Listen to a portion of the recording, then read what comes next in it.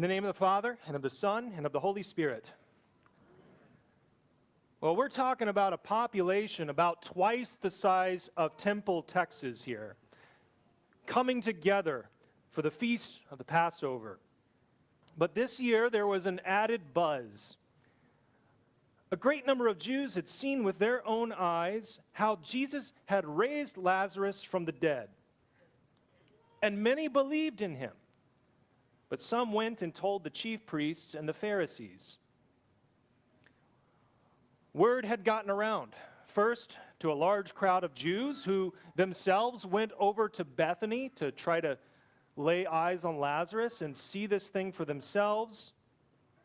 But then this was passed along to many others, perhaps thousands who had heard about these events and in response had prepared for Jesus' entry into Jerusalem.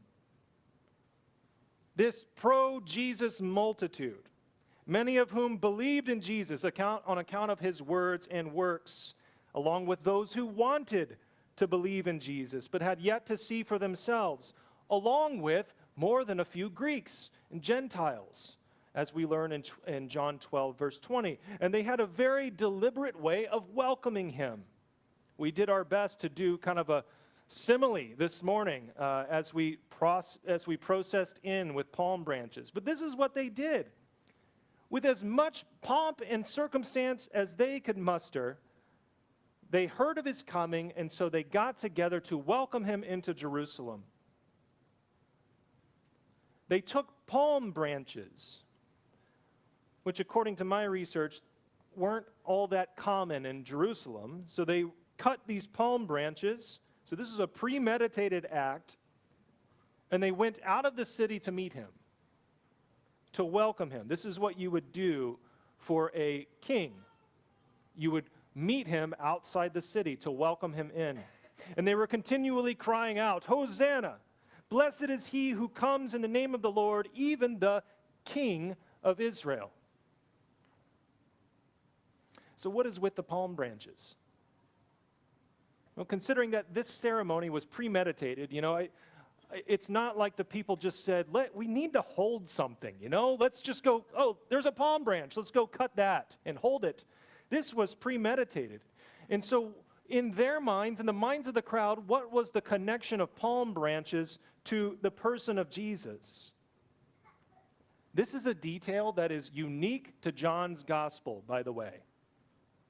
The other gospel accounts, they have the cries of Hosanna, they have the branches themselves, but they don't mention palm branches specifically. So why was this important for John? There was a tradition that had developed within the last few hundred years of Israel's history. During the intertestamental period, between the Old and New Testaments, there were two occasions on which the Jews fended off a foreign oppressor and they incorporated palms into their celebration. I'll tell you about one of them. The book of 1 Maccabees from the Apocrypha. It details the history of the Maccabean revolt in which the Jews recaptured the city of Jerusalem from the Seleucid Empire. Now listen to what it says in chapter 13 of 1 Maccabees. On the 23rd day of the second month, in the 171st year, the Jews entered the citadel with praise and palm branches, and with harps and cymbals and stringed instruments, and with hymns and songs, because a great enemy had been crushed and removed from Israel. So to the Jewish masses, these palm branches represented their hopes that this Jesus of Nazareth was this Maccabean figure who would fight for them and throw off the shackles of Rome. And what about the words that they were shouting? Hosanna! Blessed is he who comes in the name of the Lord. It should sound familiar to you, as these are the words which we say or which we sing before the Lord's Supper. There's a reason that we do that, and perhaps understanding them in their original context will give them more meaning and significance for you today. But the people shouting, Hosanna, were calling upon their Lord to save them. It means, save us now. It's Hosanna. Save us now. And when they say, blessed is he who comes in the name of the Lord, they are quoting from Psalm 118, which we read this morning. Psalm 118 prays that the Lord save us, while expressing hope that he has become our salvation. Blessed is the one who comes in the name of the Lord. Blessed is the one who comes bearing the name of Yahweh.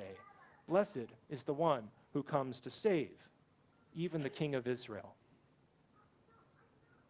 So the people celebrating Jesus at his Jerusalem entry were heralding him not only as a Maccabean figure who would depose Rome, but also Israel's promised king, the one who would come to do Yahweh things, to deliver his people from oppression, that they might give thanks to the Lord and call upon his name.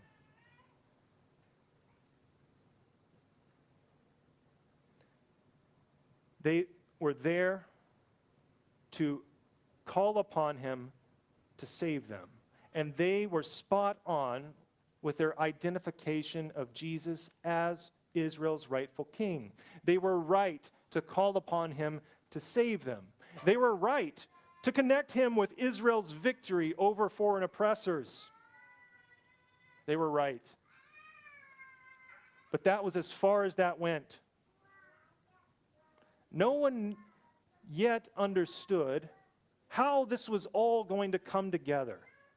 Not yet. No one understood how Jesus was going to deal with foreign oppressors. No one understood how Jesus was going to show that he is Israel's rightful king. No one understood that in its fullness. Not yet. Those weren't the only Jews that were there that day. There were the Pharisees. For the first time in too long, their plans to put Jesus to death were becoming more concrete. They not only wanted Jesus dead, they also wanted Lazarus dead, if you can believe it. Because this guy is alive, too many people are coming to believe in Jesus, and we can't have that. Because for all the signs that even the Pharisees themselves had borne witness to, and for all the impressive displays of Jesus' knowledge of the Torah, they had ruled out that he was Israel's true king. He simply could not be, because he had made blasphemous claims about himself. And the less people who believed in him, the better. The less people understood Jesus, the better.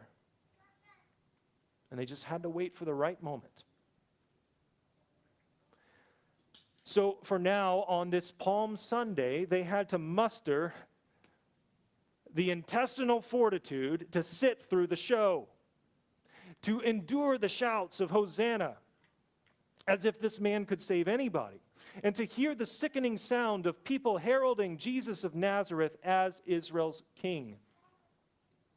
They simply had to bide their time for a few days until they would prove to everyone that he was no redeemer on the level of Judas Maccabeus, that he was no king like David, but he was just a flesh and blood man who could not come close to delivering on Israel's greatest hopes.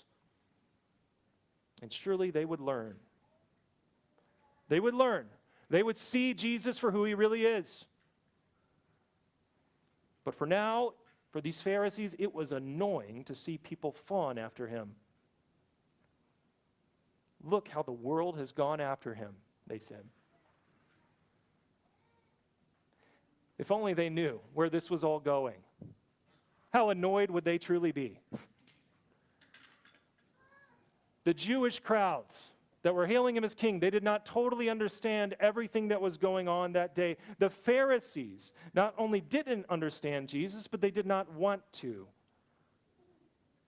But those weren't the only Jews there that day. The disciples were there too. And they were full participants in the festivities. They no doubt hailed him as king along with the rest of the multitude. You have to imagine that they actually had a VIP section right next to Jesus in all these festivities. No doubt, they knew something big was happening because they knew their scriptures, just like the rest of the multitude. Because was it not Solomon himself who rode into Jerusalem when there was a dispute on who should succeed David? And wasn't it David, the king, before he died, who gave to Solomon his own animal, a donkey, to ride into Jerusalem on, to mark him as Israel's true king? That's in 1 Kings. But for as much as the disciples were in tune with what was going on, as much as anyone could be in the know, they still did not fully understand.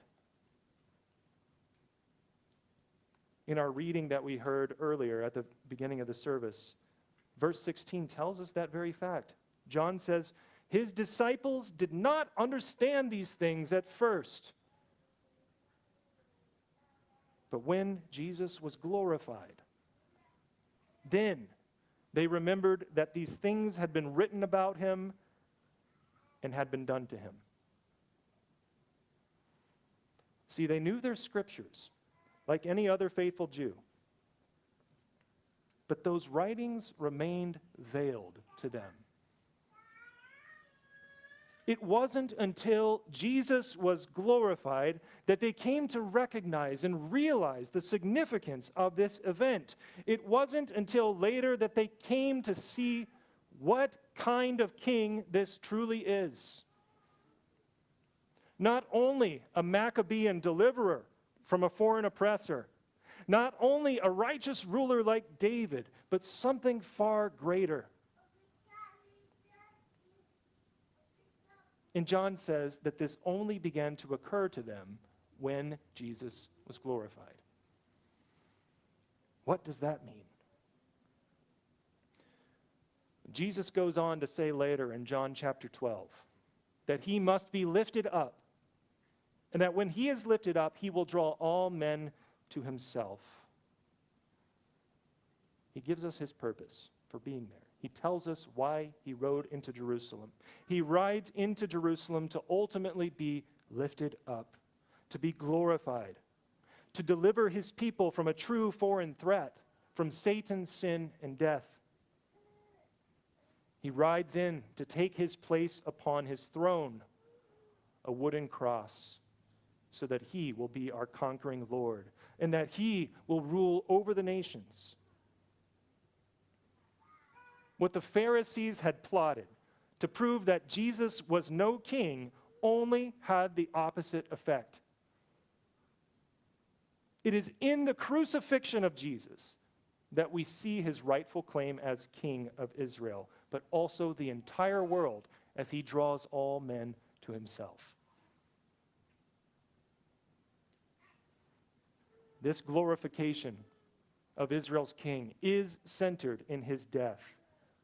But that's not where it terminates. That's not where it ends. He is raised 3 days later, and he is exalted to the right hand of the Father. And what does this lead to? The giving of his Spirit, the removal of the veil, the enlightenment that the Spirit brings not only to the apostles, but to all who hear Jesus' words in faith. And with the help of the Spirit, the disciples came to realize later what this all meant. That the kingship of Jesus is fully demonstrated in his journey to the cross and the empty tomb. It's by this that he does God things. It's by this that he truly saves his people. You and I are not under that veil. We are not like the crowds or the disciples that day, kind of scratching our heads, trying to put two and two together on what this all means. We live on this side of Jesus' glorification. And like John and his fellow apostles, we have the Spirit who teaches us what these things mean. And when we herald Jesus as King, we know that it means he has delivered us from our greatest enemies, from Satan, sin, and death. And we know where all this leads, because we have the words of John, not from his gospel, but from his revelation. Listen to what he writes in Revelation 7. After this, I looked, and behold, a great multitude that no one could number, from every nation, from all tribes and peoples and languages, standing before the throne and before the Lamb, clothed in white robes with what kind of branches in their hands? Palm branches, crying out with a loud voice, "Salvation belongs to our God who sits on the throne and to the Lamb." There's a reason John included those palm branches in his gospel. He had seen it and where this is all going. This is the kind of king that we welcome on Palm Sunday. Not an earthly king that the Jewish faithful had in mind that day. Not an impostor king, as the Pharisees believed him to be, but the one that the disciples came to understand. A heavenly king whose reign will be forever, who has brought us under his dominion by being lifted on the cross, who has won us for himself by his holy, innocent, bitter sufferings and death, and is now highly exalted as Lord of all. This is the King that we herald today. In the name of the Father, and of the Son, and of the Holy Spirit.